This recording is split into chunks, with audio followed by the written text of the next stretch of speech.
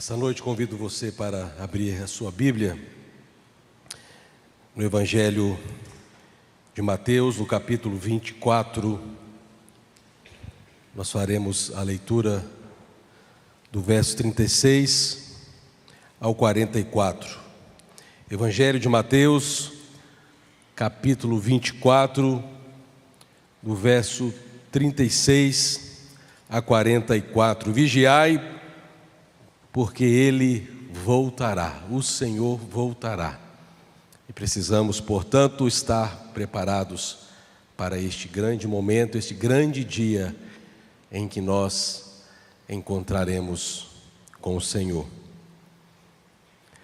Assim, portanto, nos diz a Sagrada Escritura: mas a respeito daquele dia e hora ninguém sabe, nem os anjos dos céus, nem o Filho, senão o Pai.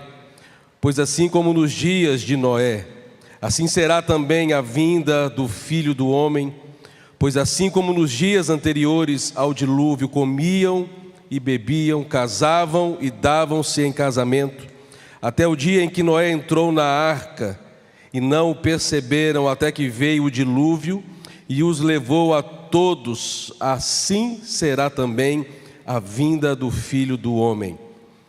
Então 2 estarão no campo, um será levado, o outro será deixado. 2 mulheres estarão trabalhando no moinho, uma será levada, a outra será deixada. Portanto, vigiem, porque vocês não sabem em que dia virá o Senhor de vocês. Porém, considerem isto: se o pai de família soubesse a que hora viria o ladrão, vigiaria e não deixaria que a sua casa fosse arrombada.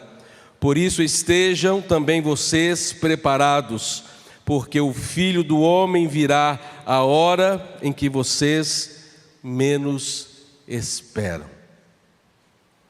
Vamos orar. Senhor, pedimos a direção e iluminação do Teu Espírito Santo. Há pessoas com o coração endurecido: não serão as minhas palavras, mas será a palavra que vier da boca do Senhor, para a salvação, para a edificação. O nome de Jesus, o nome todo-poderoso, que esse nome, sobre todo nome, seja glorificado e exaltado pelos séculos dos séculos. Amém. Vigiai, porque Ele voltará, o Senhor voltará. Nós vivemos em um tempo em que o que tem governado o nosso coração, ou o coração de muitas das pessoas que eu e você convivemos, são desejos fúteis, pensamentos terrenos, materialistas. Vivemos em dias, eu sei que no passado não foi diferente, mas estamos falando no tempo que se chama hoje, porque é o tempo em que nós vivemos. Uma inversão de valores absurda. Pessoas que eu admirava como conhecedores da literatura, escritores, pensadores, ouvindo esses dias no podcast dizendo: eu não consigo muitas vezes me prender a uma leitura mais, porque quando eu me percebo, a minha mente está divagando, pensando em outras coisas, mente acelerada. E tudo isso veio no meu entendimento, e de acordo também com os especialistas, os estudiosos, devido à introdução da tecnologia em um aparelho chamado celular, o smartphone, em que nós, por exemplo, quando estamos aqui nesse tempo de culto, muitas vezes muitos de nós ficam coçando a mão para pegar no bolso, na bolsa, e às vezes sabemos que não há mensagem, mas criamos um hábito esmagador. E depois saímos com o sentimento de fracasso e declaramos: o Senhor não falou comigo essa noite.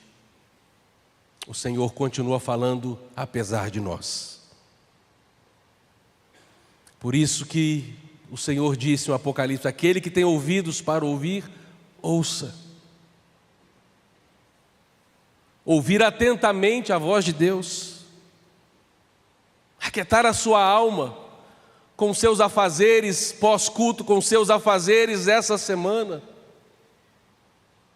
as preocupações que eu sei que você tem a desempenhar como um pai de família, uma mãe que batalha para o sustento, você que acorda cedo e levanta ainda antes do nascer do sol para trabalhar, para estudar. Eu sei, essa é a nossa vida, a rotina de muitas pessoas é assim. E por essa rotina nós acabamos invertendo os valores, porque passamos praticamente dos nossos 24 horas que nós recebemos do Senhor como presente para nós administrarmos a nossa vida. A maior parte nós dedicamos às coisas materiais. E aqui o Senhor Jesus está alertando o seu povo naqueles dias, mas essa palavra também ecoa sobre a nossa geração, sobre as nossas vidas essa noite. Que ao invés de simplesmente buscarmos riqueza, há pessoas gastando e perdendo dinheiro com o tigrinho. Eu já vi pessoas ganhando, eu estava do lado, ganhei. Só que eu já vi essa mesma pessoa mudando o semblante, perdi. Queremos riqueza. Mas não me esqueço das palavras do salmista quando ele declara: Senhor, eu não tenho um bem mais precioso senão a Ti. Qual é o nosso tesouro? Qual é o seu tesouro? Aonde você tem colocado os tesouros da sua vida? E muitas vezes o Senhor tem chamado a nossa atenção, muitos estão desprezando a palavra, negligenciando essas realidades eternas, como o jovem rico que recebeu do Senhor e fora dado a ele a oportunidade de seguir ao Senhor. Mas nós vemos o relato do Evangelho de Marcos quando diz que ele virou-se triste, foi-se no seu caminho, porque ele possuía muitas propriedades, muitos bens. A sua riqueza, portanto, era o seu tesouro material. E Jesus alerta, portanto, que haveria nos últimos dias a multiplicação da iniquidade. O Senhor nos fala que o amor de muitos esfriaria pelo crescimento da iniquidade. No verso 12 do capítulo 24, Jesus declara: e por se multiplicar a maldade, o amor se esfriará de quase todos.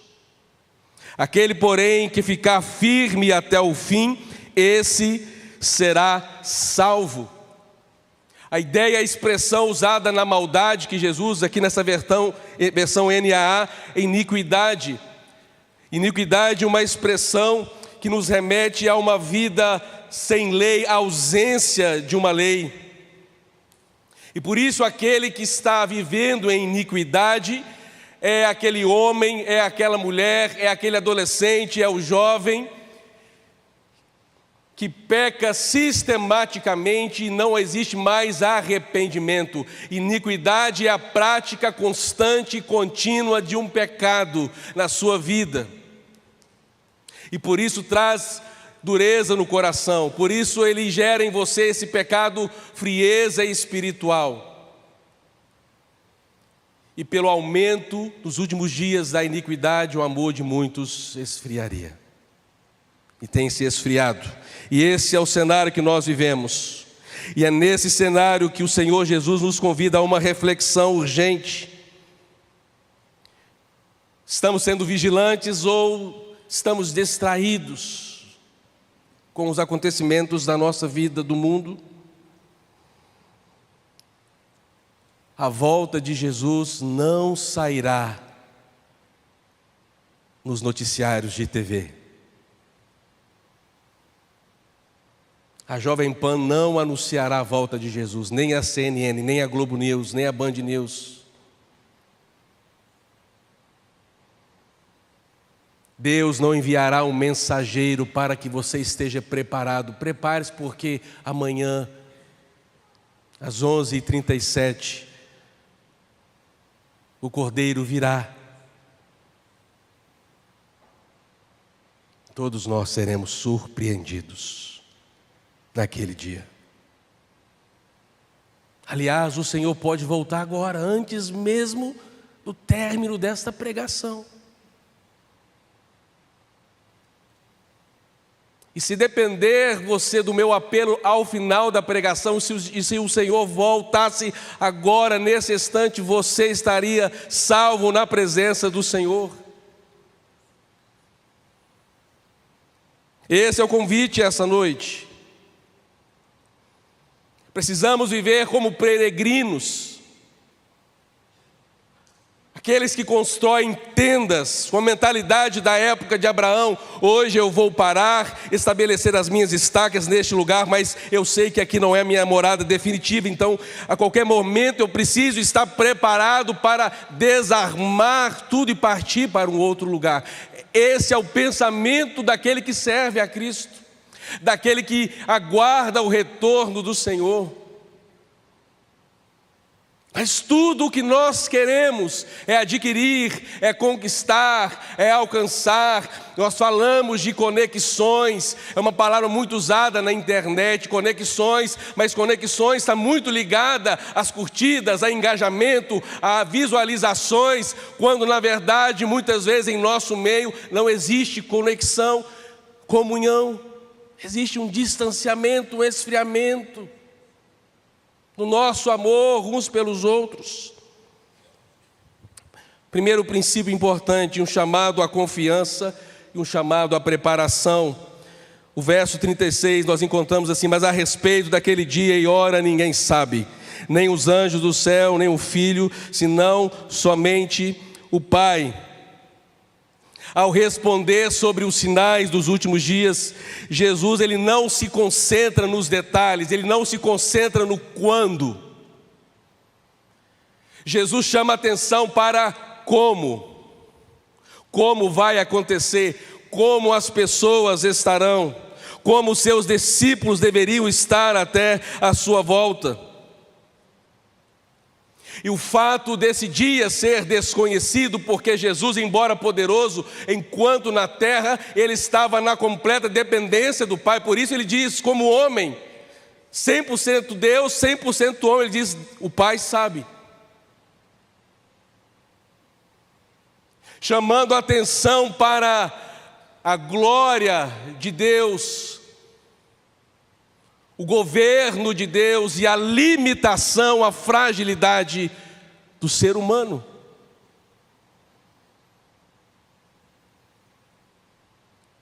E por isso, essa incerteza não é um erro, mas é uma estratégia de Deus para nos ensinar uma vida de completa dependência. Eu e você precisamos estar em proximidade, em intimidade com o Senhor Jesus. Precisamos ser dependentes do Senhor Jesus e o nosso coração, portanto, precisa estar preparado. Essa incerteza, portanto, não é um convite para um relaxamento.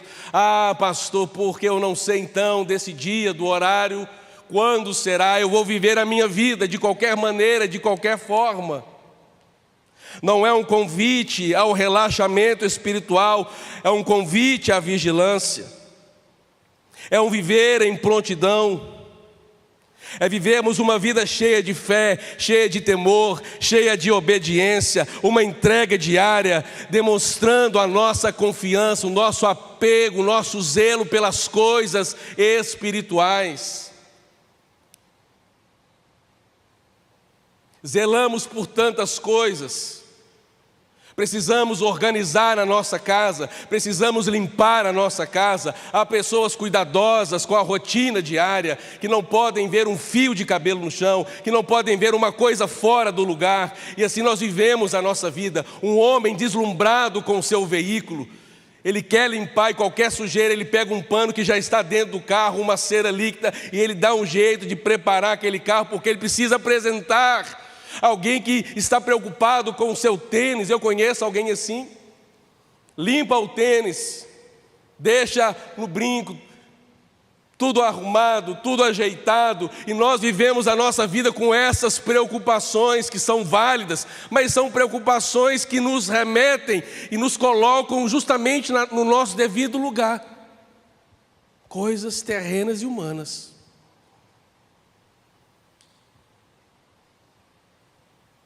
Onde está o nosso zelo em procurarmos o Senhor na nossa segunda, terça, quarta, quinta, sexta, sábado e no domingo? O nosso sentimento de adoração coletiva seria completamente diferente, porque não seria o único dia da semana que muitos encostariam, pegariam na Sagrada Escritura.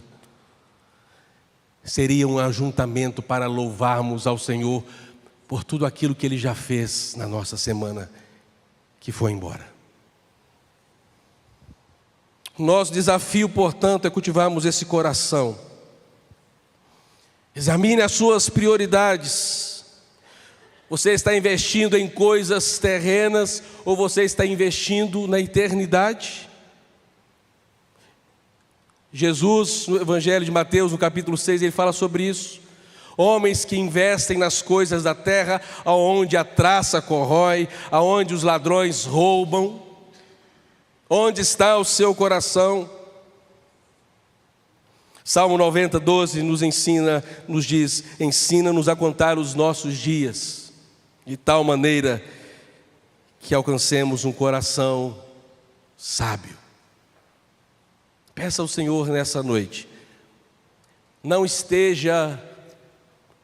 sinta satisfeito, não esteja contente, não se prenda nessa segurança espiritual, dizendo: pastor, eu já sei da minha certeza,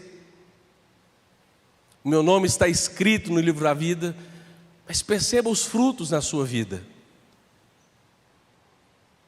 Quais são os frutos que essa santidade, quais são os frutos que essa realidade da certeza do amanhã, da eternidade, estão produzindo em você? Palavras, pensamentos, ações. Segunda verdade, é um chamado à obediência em meio à corrupção. O verso 37, pois assim como nos dias de Noé, também será a vinda do Filho do Homem. Como eram os dias de Noé?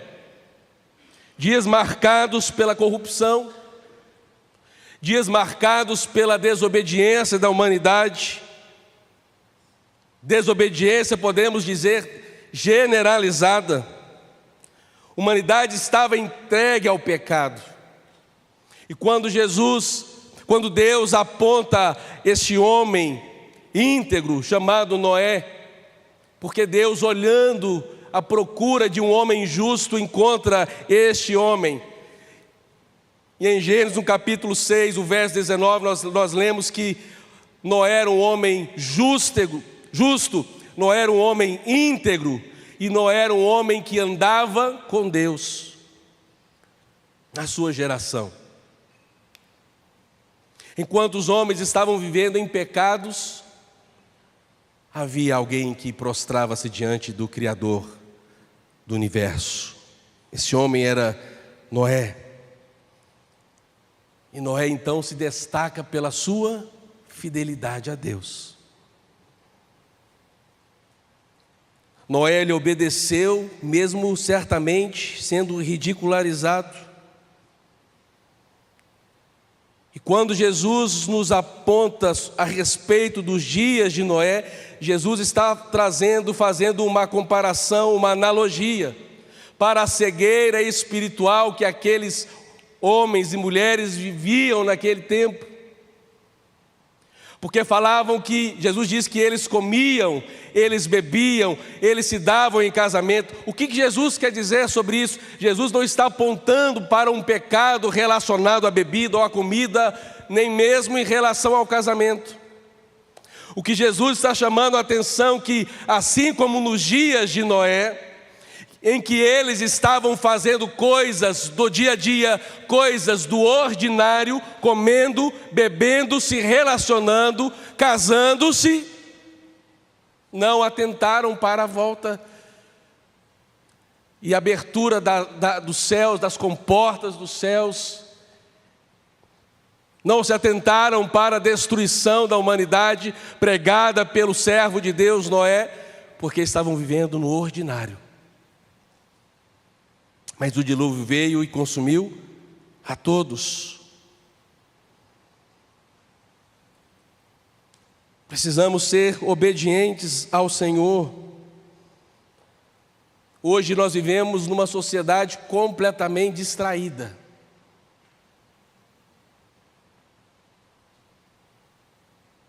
Pessoas que tinham um raciocínio muito bom, lógico, rápido, de vez em quando estão perdidos olhando para o espaço, sem saber o que fazer, sem reação. Uma geração corrompida,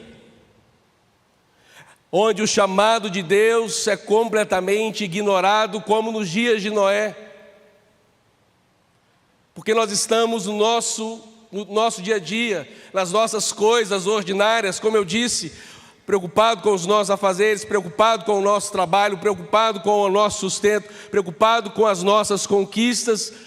A nossa vida ordinária segue como nos dias de Noé. Desprezamos as coisas maravilhosas de Deus, nos esquecemos que Deus nos colocou também como instrumento nessa geração, para apontar o caminho da salvação, a exemplo de Noé. Mas nós estamos muitas vezes despreocupados com essa realidade. Por isso o convite do Senhor essa noite, para que eu e você possamos decidir caminhar com o Senhor, um caminhar em obediência, uma obediência mesmo em meio à corrupção. Que a sua vida seja um testemunho fiel. Paulo, e olha que eu estou falando sobre o apóstolo Paulo, tão admirado por todos nós. Ele disse: eu não julgo que eu tenha alcançado,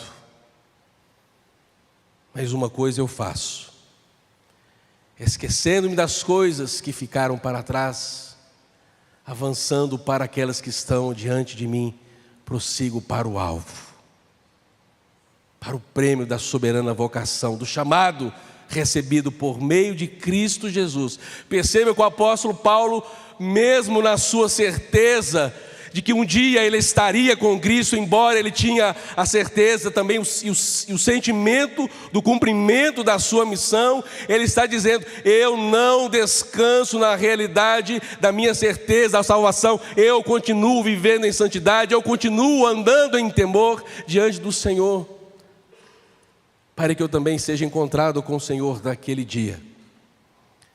Olhemos para a nossa vida no dia de hoje. Olhe para a sua vida, os seus pensamentos, a sua forma de viver, a sua forma de lidar com tudo isso que está ao nosso redor.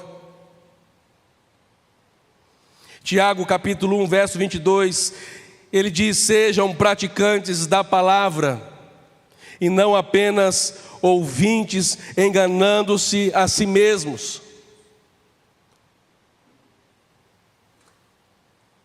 Precisamos praticar a palavra de Deus, viver isso no nosso dia a dia, para quando chegarem as tentações, para quando vierem as tribulações, para quando chegar o dia mau, ou o dia do nosso testemunho, aqueles que são filhos de Deus, aqueles que foram levantados por Deus e remidos pelo sangue do Cordeiro, estejam prontos, preparados, posicionados para louvar, exaltar e bendizer o nome do Cordeiro de Deus.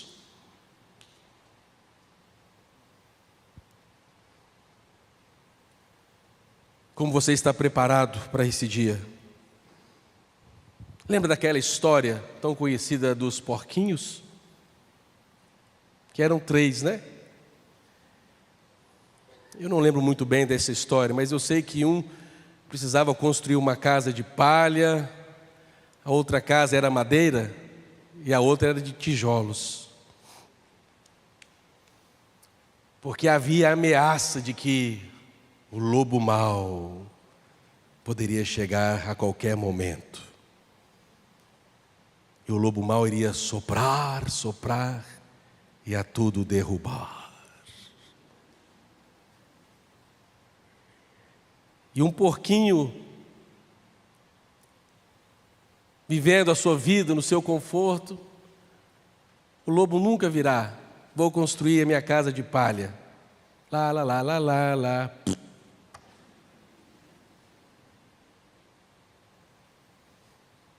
O outro mais ou menos preocupado, um pé lá e o outro pé cá, eu vou construir de madeira. Porque vai que... E o outro olhando para os dois disse, É bem provável que esse dia chegará e eu quero estar preparado. Quem tem medo do lobo mau? E ele construiu a sua casa com tijolos. E não é que o dia chegou? O lobo soprou fortemente sobre a casa de palha e o porquinho, desesperado, saiu em retirada, pedindo abrigo para a casa do segundo porquinho, a casa de madeira. E o lobo chegou e derrubou aquela casa, e os dois, desesperados, saíram correndo à procura de abrigo. E aonde encontraram abrigo? Naquele que era o prudente. E o lobo soprou, soprou, e a casa não caiu. E quando ele sobe pela chaminé, que final triste, ele cai dentro de uma caldeira.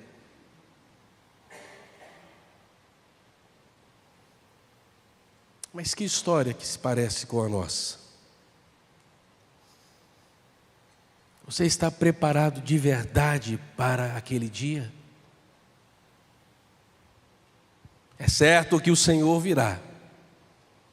E já entramos, portanto, nesse terceiro ponto, que é um chamado à vigilância individual.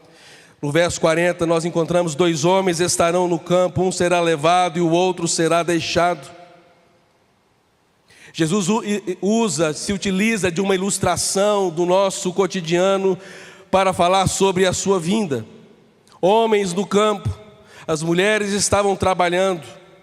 Ele fala de pessoas que têm proximidade física, mas destinos espirituais completamente distintos. Porque um será conduzido para o destino eterno e o outro para a salvação, para a vida eterna com o Senhor.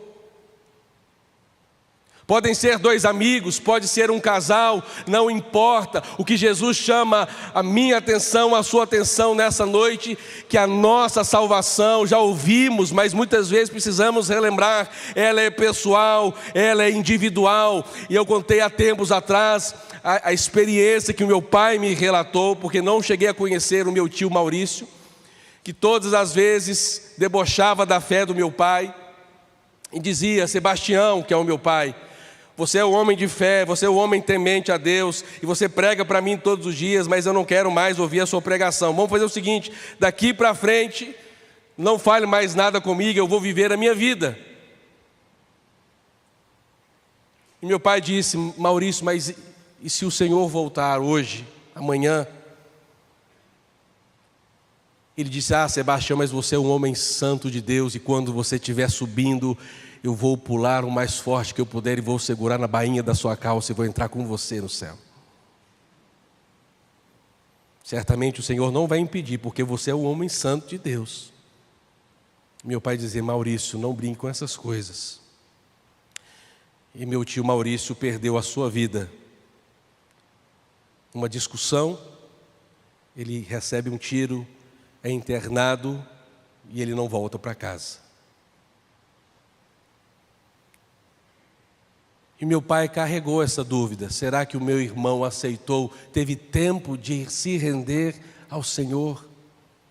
Não sabemos. E Jesus está dizendo sobre isso. Pessoas que estiverem unidas, mas destinos completamente diferentes.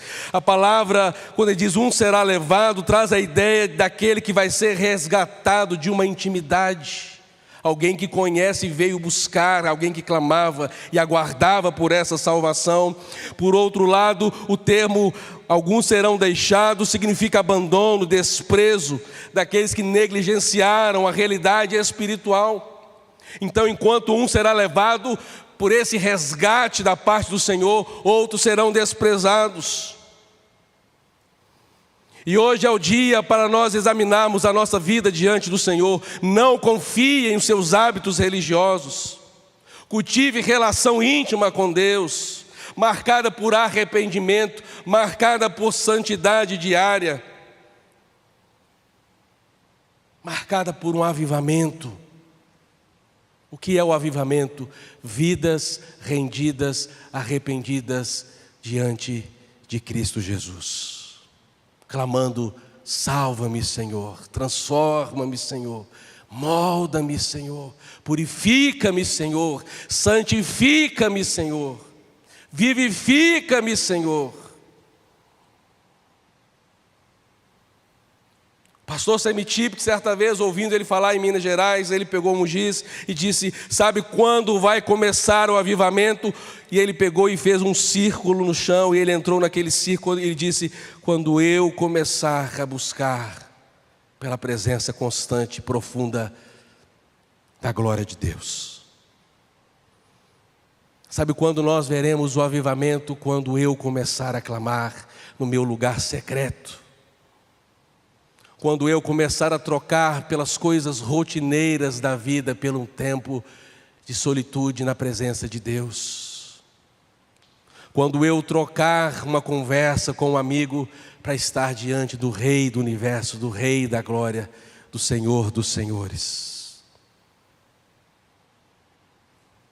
Precisamos estar vigilantes. Romanos 14:12 nos diz: portanto, cada um de nós dará conta de si mesmo a Deus. E por fim, um chamado, alerta e consagração. O último ponto dessa pregação, o verso 42 do capítulo 24. Portanto, vigiai, porque vocês não sabem em que dia virá o seu Senhor. Ao usar essa metáfora do ladrão que vem de forma inesperada, Jesus fala e destaca sobre a imprevisibilidade da sua vida, da sua vinda. Porque ninguém espera um ladrão. Ninguém aguarda a chegada do ladrão. Quando ele entra, a família, o indivíduo é surpreendido por aquele indivíduo que entra no ambiente, que entra naquela casa, que entra naquele local com a intenção de roubar aquilo que não lhe pertence. E tragédias podem acontecer, de uma luta corporal até uma morte. O que Jesus nos chama a atenção através da sua palavra é sobre uma disciplina que nós precisamos desempenhar. E quando nós pensamos em disciplina, é algo constante, é algo diário, é algo que eu e você precisamos dedicar concentração, precisamos dedicar o nosso coração, entrega, o nosso esforço. Há pessoas que querem ou vão aguardar chegar lá para setembro, outubro e vão pensar assim: não, quando der agosto eu vou começar o meu projeto verão 2026. Aí eu vou para a academia todos os dias, aí vou fazer uma alimentação equilibrada, vou parar de comer no McDonald's da 405. Skies, ninguém me chama para o Skies. Salada, abacate, ovo cozido. Eu vou ser disciplinado de agosto até o início de janeiro, porque depois eu vou na praia. E lá eu vou exibir a minha formosura, a minha beleza, para todos os povos e nações.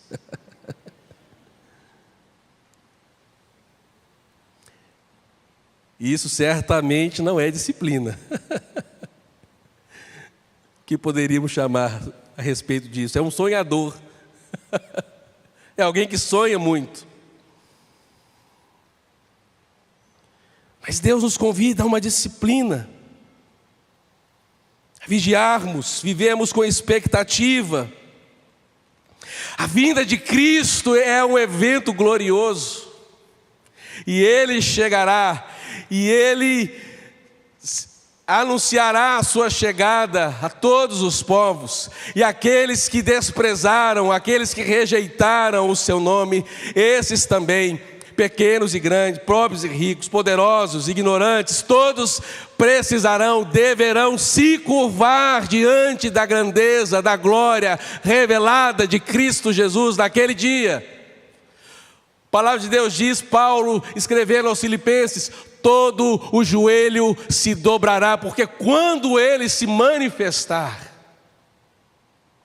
Já viu uma pessoa quando é rendida, e ela está completamente tomada pelo medo em um assalto, por exemplo, ela rende as suas mãos para dizer àquele rapaz, àquele miliante, o seguinte: olha, eu não ofereço nenhum risco, eu estou rendido completamente, faça o que quiser, eu estou rendido diante de você.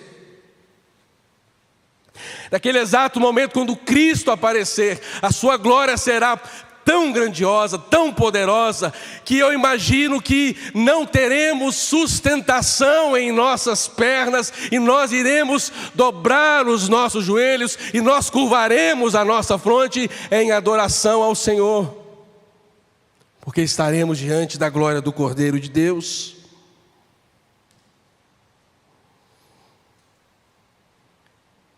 Precisamos desenvolver a nossa disciplina, um alerta a uma vida de consagração.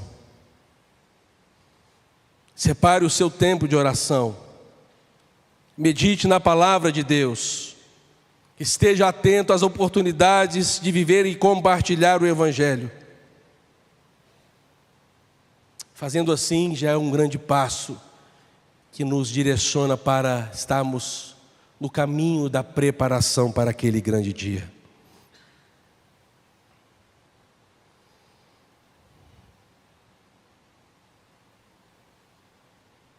Que possamos refletir a partir de hoje a nossa vida. Faça um pacto com Deus. Quando você voltar para a sua casa, antes de você fechar os seus olhos para dormir um sono profundo, no silêncio do seu coração, diga: Senhor, eu quero mais da Tua presença. Senhor, eu quero ser um homem diferente, uma mulher consagrada. Eu quero ser um homem espiritual, uma mulher ainda mais espiritual. Eu quero ser um jovem consagrado na Tua presença, luz, sal para essa geração. Molda a minha vida, Senhor. Diga para Ele, se você não tem certeza: Senhor, eu não quero ser surpreendido naquele dia. Eu quero ter a certeza de que quando o Senhor surgir, mesmo que de forma inesperada, eu quero estar preparado para aquele grande dia.